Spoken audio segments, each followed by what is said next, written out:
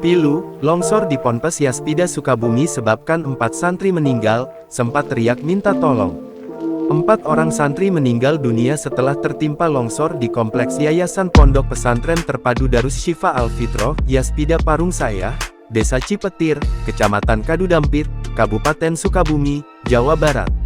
Peristiwa itu terjadi pada Rabu tanggal 13 November tahun 2024 sekitar pukul 21.30 waktu Indonesia Barat. Saat kejadian, anak santri sempat terdengar berteriak meminta tolong.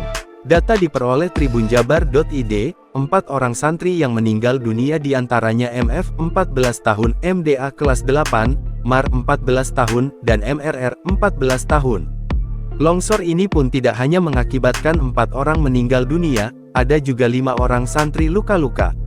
Berdasarkan pantauan tribunjabar.id, lokasi kejadian telah diberi garis polisi. Longsor itu terjadi di dalam area asrama putra pondok pesantren, yang berawal dari longsornya sebuah kolam. Saksi yang merupakan penjaga kandang sapi mengaku sempat mendengar teriakan dari anak santri yang meminta tolong.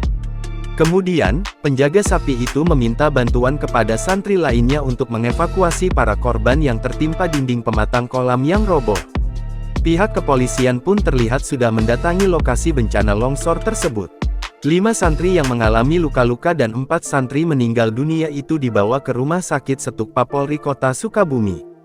Kepala BPBD Kabupaten Sukabumi, Deden Sumpena mengatakan, longsor di Ponpes Yaspida ini bukanlah yang pertama.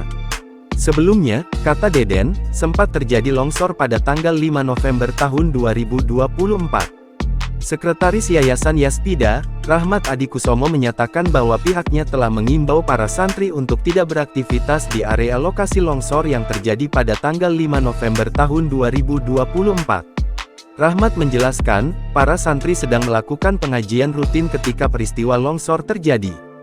Sementara, lokasi bencana tersebut berada sekitar 300 meter dari kobong atau tempat para santri mengaji.